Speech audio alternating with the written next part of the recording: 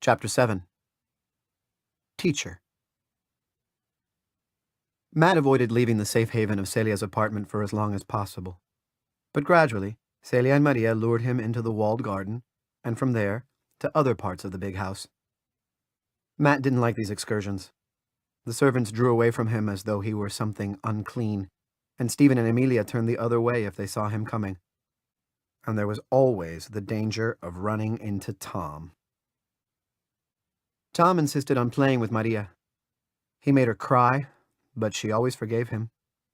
He followed her to Celia's apartment in spite of, or perhaps because of, Matt's hostility. He seemed to like being where he wasn't wanted. "It's nice here," Tom said, picking up Matt's treasured teddy bear. "Catch, Maria." He swung the bear viciously by one of its ragged ears and smacked her in the face. The ear tore off. He tossed it to the floor. "Ow!" she squealed. Matt scrambled for the ear, but Tom put his foot on it. Matt flew at him, and soon they were both down on the floor, kicking and punching. Maria ran to get Tamlin. The bodyguard watched impassively for a moment, then reached down and pulled the boys apart. "You were told to leave Matt alone, Master Tom," he said. "He hit me first," shouted Tom. "He did," Maria said, "but Tom teased him." "You're a liar," yelled Tom. "I am not." Matt said nothing. He wanted to throw Tom to the ground. He even wanted to kick Tamlin. He tried to shout insults, but the words wouldn't come out. They stayed inside, getting bigger and bigger until he was sick to his stomach. "You're right," Tom said suddenly. "I did tease Matt. I'm really sorry about it." Matt was amazed. Tom seemed to change right before his eyes. The angry red faded from Tom's cheeks. His eyes became clear and guileless.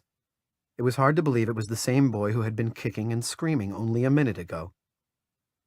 Matt wished desperately that he could get over things that fast. Whenever he was hurt or angry or sad, the feelings stuck their claws into him until they were ready to let go. Sometimes it took hours. Tamlin studied Tom's earnest face for a moment, and then loosened his grip on the boy's shirt.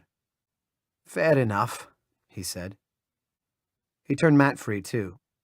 Matt immediately took both Tom's and Maria's hands and dragged them to the door. He felt swollen with all the words he wanted to shout at them. "You want us to go?" cried Maria. "After we made up and all?" Matt nodded. "Well, I think you're a pig, and I'm not going to be mean to Tom just because you don't like him. Besides, everyone thinks you're awful." Maria slammed the door behind her. Matt sat on the floor with tears pouring down his face. He made snuffling noises like a pig and hated himself for doing it, but he couldn't stop. Celia would have comforted him if she'd been there. Tamlin only shrugged and went back to his sports newspaper. Later, when Matt had recovered, he searched for the bear's ear, but it was gone. Tom was a master of the near miss. He punched the air near Matt's head, practicing, he said, karate exercises. He whispered insults too low for anyone else to hear. "You're a clone," he murmured. "Know what that is? A kind of puke. You were puked up by a cow." Around important people, Tom was courteous. He asked how they were and listened politely to the answers. He brought drinks to his mother and opened doors for his grandfather. He was thoughtful, and yet there was something a little off about everything Tom did. He brought his mother drinks, but the glass didn't always seem clean. He opened the door for his grandfather, but he let it swing shut on the old man's heel. It wasn't quite enough to make him fall, and it could have been an accident. Everyone trusted Tom because he had such an open, innocent face. And yet, "He's an unnatural little weevil," growled Tamlin. Matt was relieved to find that the bodyguard didn't like Tom either. Tamlin. Matt spent the first weeks tiptoeing around him. The man was so large and dangerous looking. It was like having a tame grizzly bear in your house.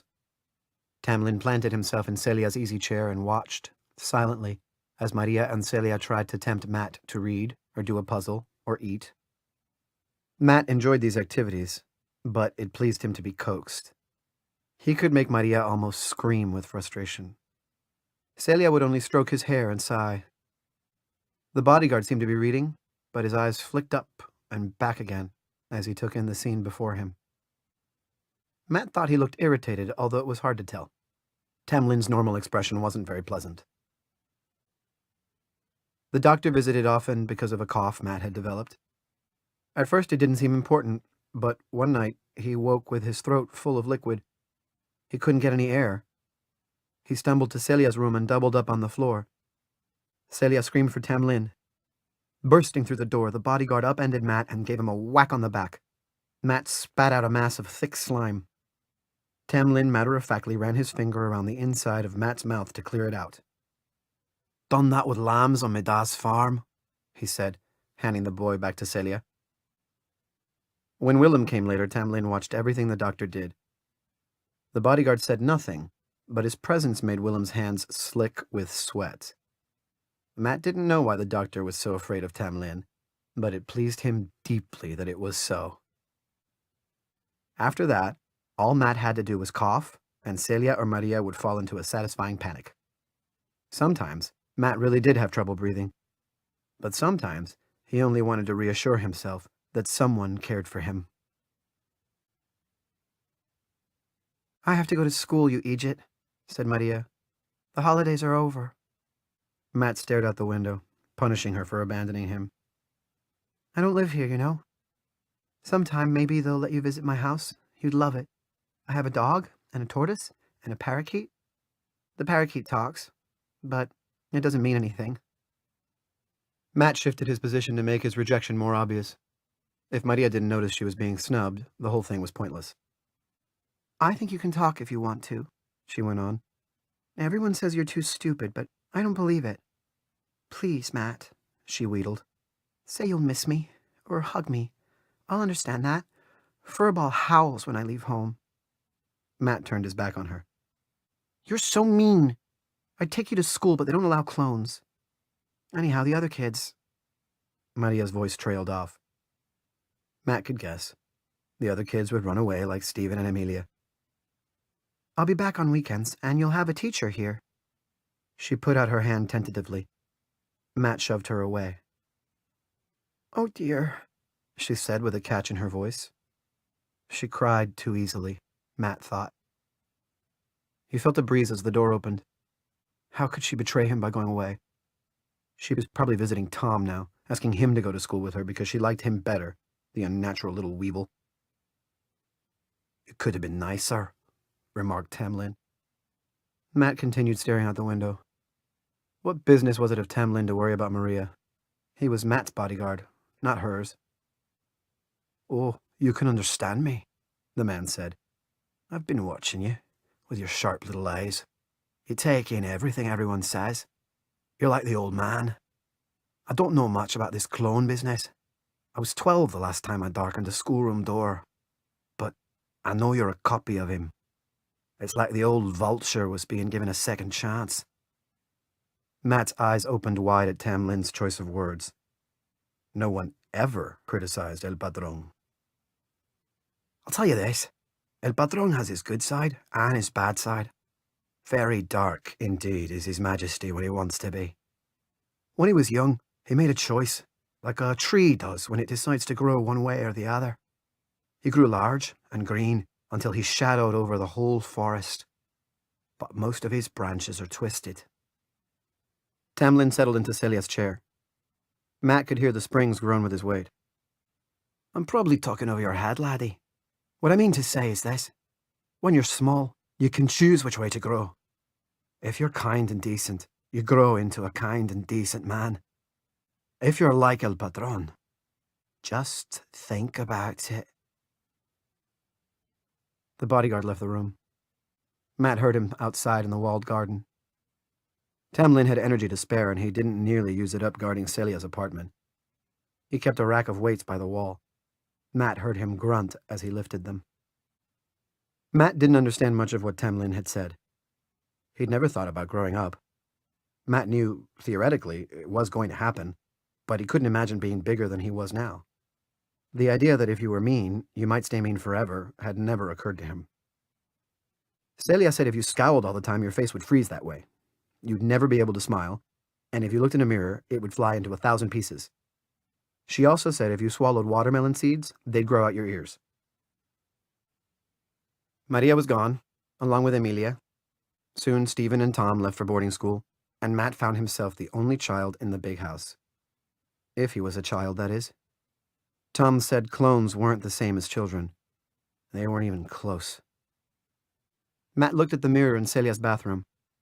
He couldn't see much difference between himself and Tom, but perhaps he was different inside. The doctor once told Rosa that clones went to pieces when they got older. What did that mean? Did they actually fall apart? Matt hugged himself. His arms and legs might drop off his body. His head would roll around by itself, like in that monster movie he'd been watching before Celia ran in and turned off the TV. The idea filled him with terror. "Time for school, laddie," called Tamlin. Still hugging himself, Matt emerged from the bathroom. A strange woman stood in the living room. She was smiling at him, but the smile didn't look right to Matt. It stopped at the edge of her mouth, as though there were a wall keeping it from getting any farther. "Hi, I'm your new teacher," said the woman. "You can call me teacher. Ha ha, that makes it easy to remember." The laugh was weird, too. Matt edged into the room. Tamlin blocked the door leading to the rest of the house. "Learning is fun," said teacher. "I'll bet you're a smart boy. I'll bet you learn all your lessons fast and make your mommy proud of you." Matt exchanged a startled look with Tamlin. "The lad's an orphan," Tamlin said. Teacher paused as though she didn't quite understand. "He doesn't talk," the bodyguard explained. "That's why I have to answer for him. He can read a bit, though." "Reading is fun," teacher said in a hearty voice. She took out paper, pencils, crayons, and a coloring book from a canvas bag. Matt spent the morning copying letters and coloring in pictures. Every time he finished a lesson, teacher cried, "Very good," and printed a smiley face on his paper.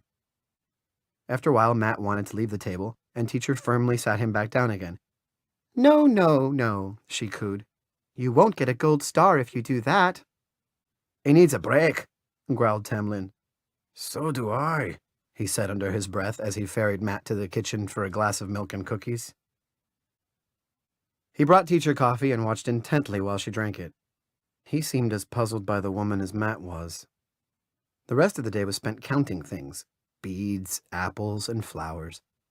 Matt was bored because he seemed to be doing the same thing over and over.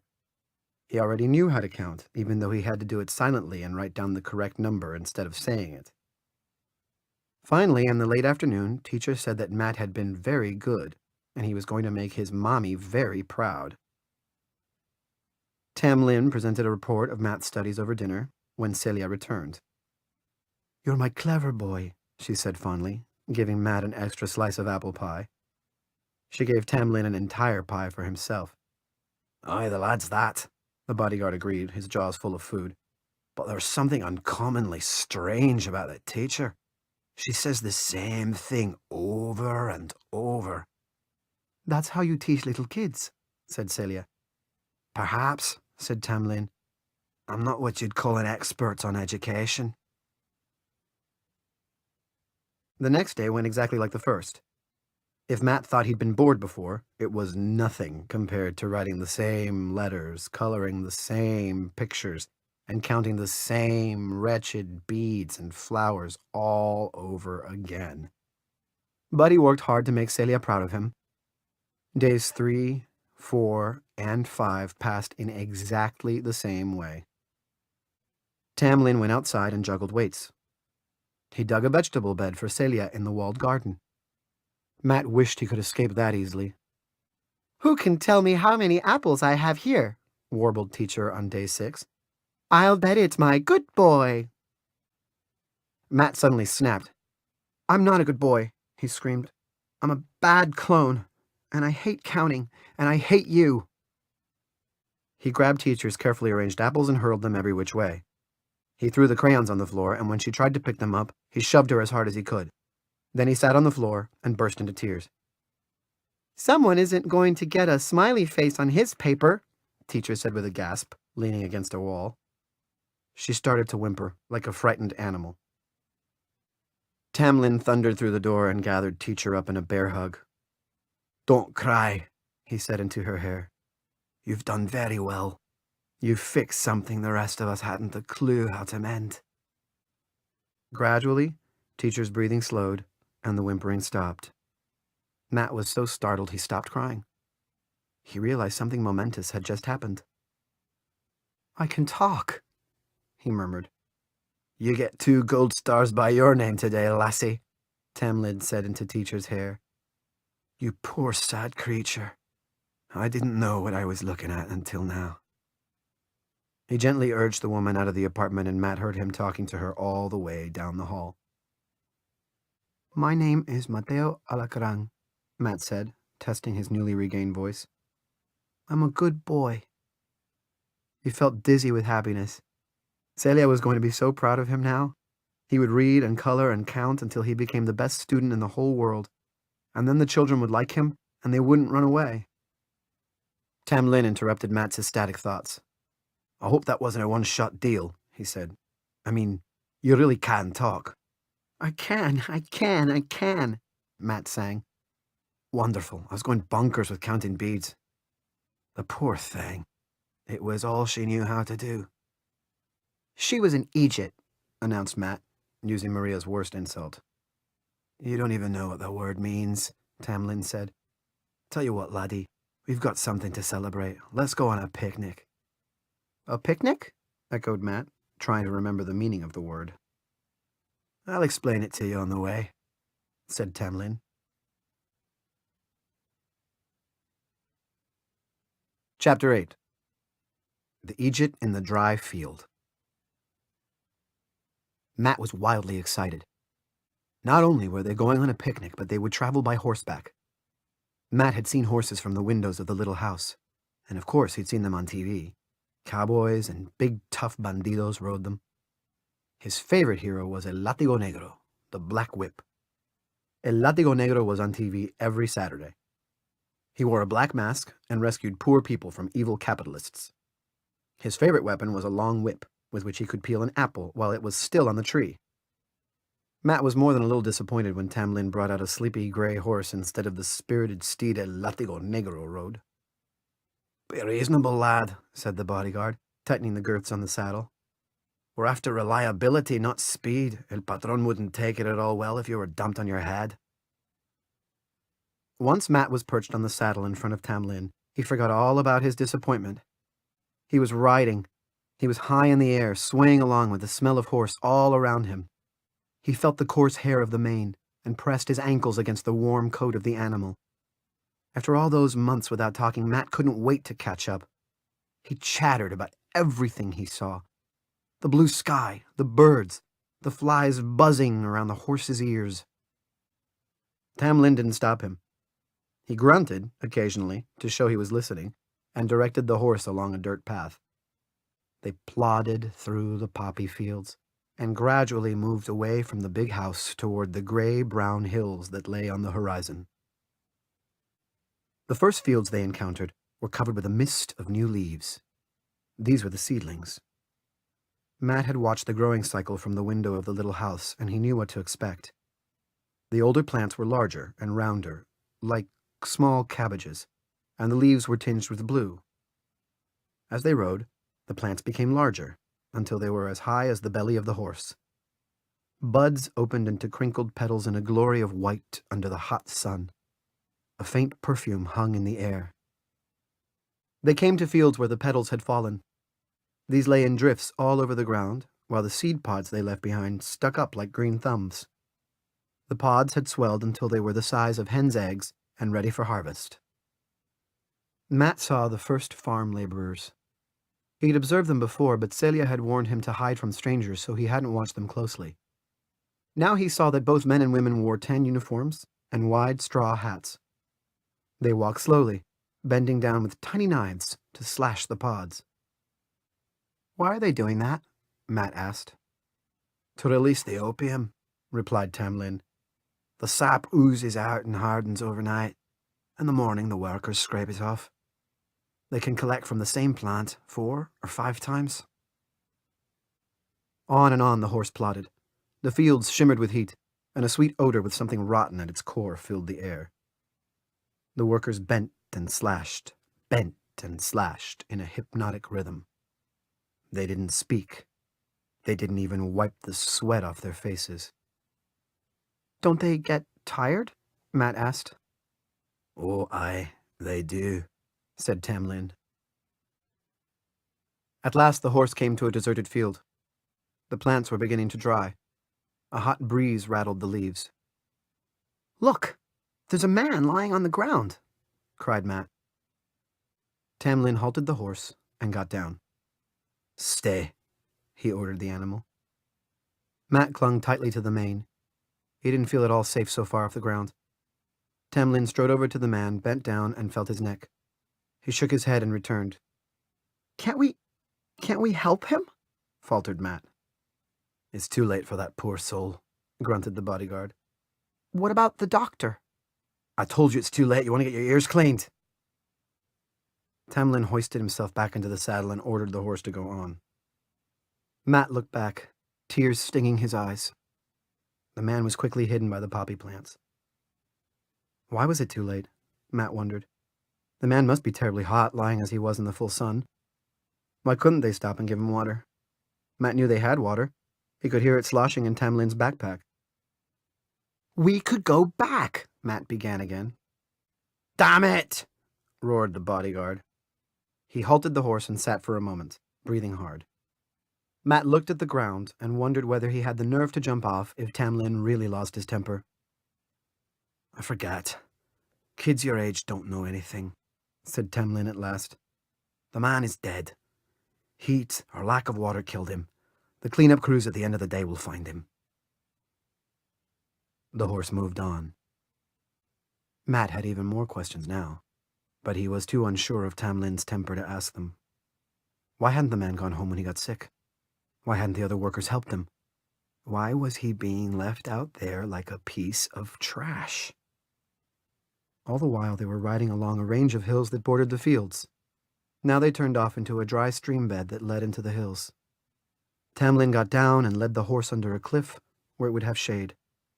Nearby was a trough and a pump, which he worked vigorously to bring up the water. The horse was sweating.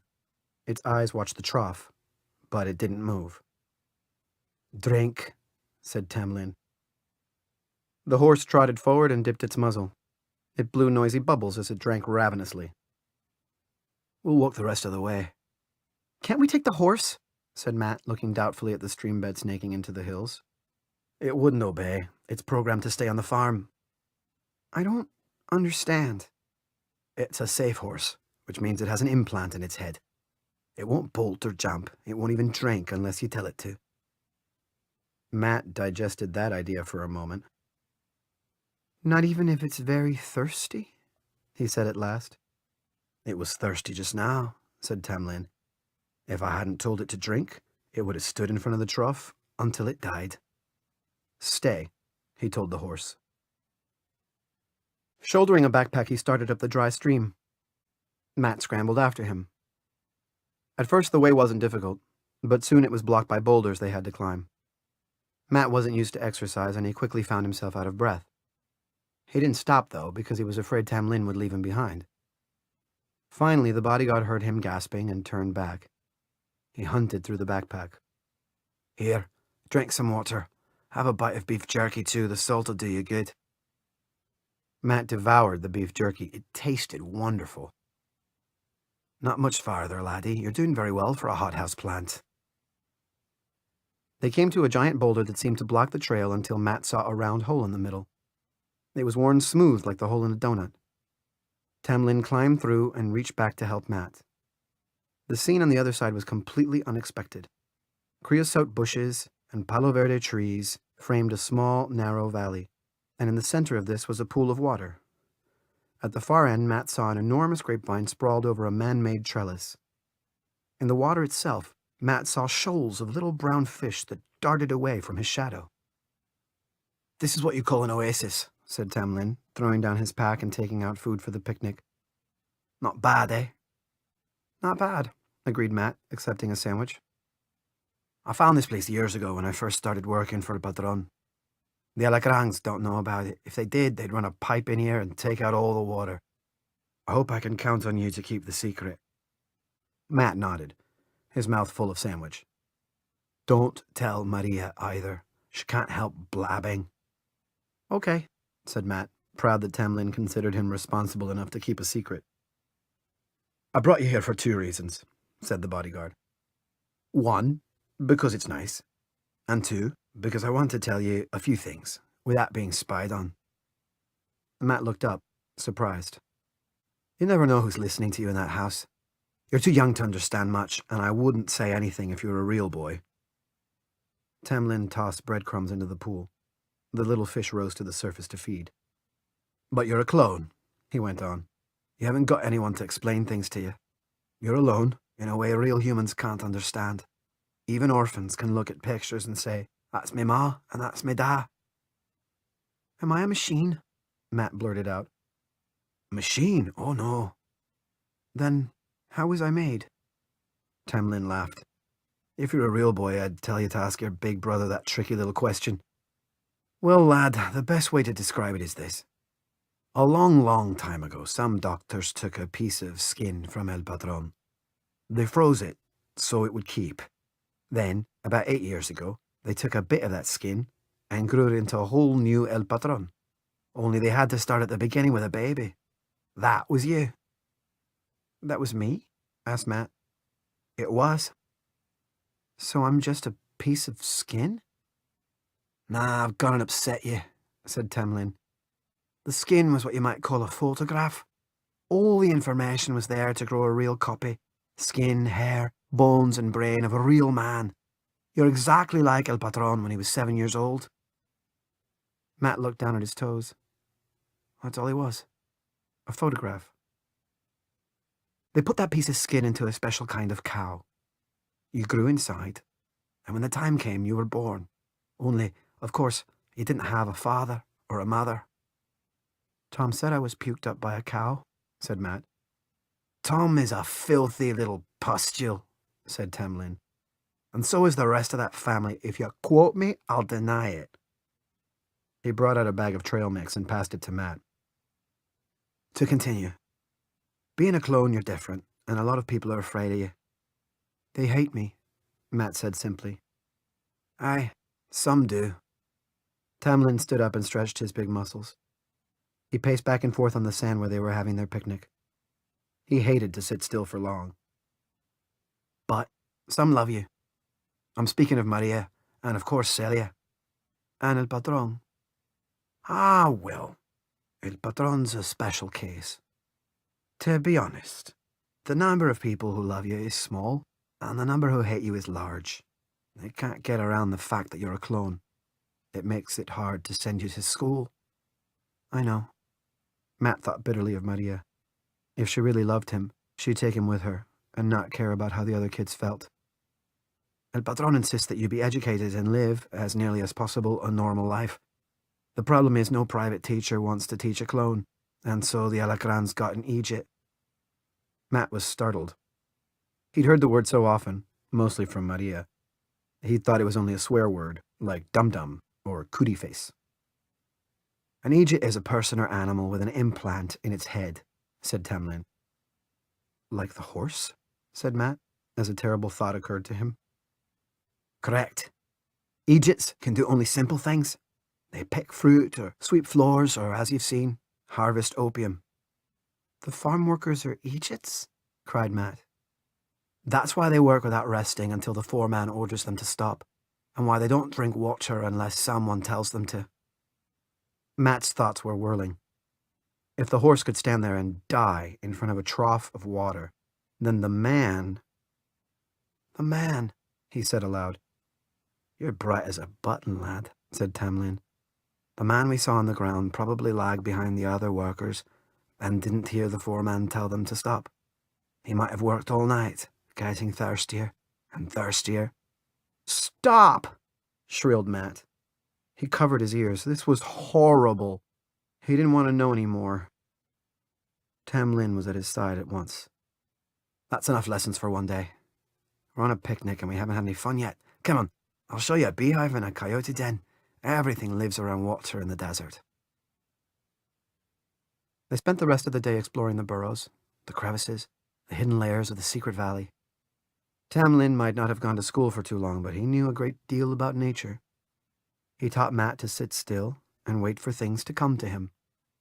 He told him how to tell the mood of a beehive by its hum.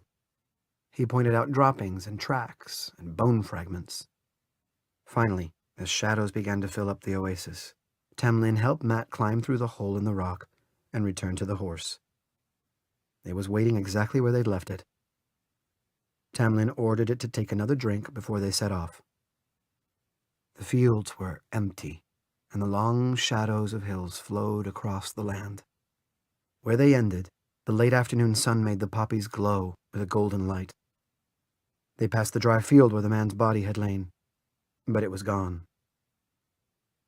"Teacher was an Egypt," said Matt, breaking the silence. "She was one of the brighter ones," said Tamlin. "Even so, she could do only one lesson over and over." "Will she come back?" "No," the bodyguard sighed. "They'll put her to work mending curtains or peeling potatoes. Let's talk about something more cheerful." "Could you teach me?" asked Matt. Tamlin let out a bellow of genuine laughter. "I could if you wanted to learn how to break desks with karate chops. I reckon you'll do your schooling off the TV. I'll be around to hang you out the window by your ankles if you don't study."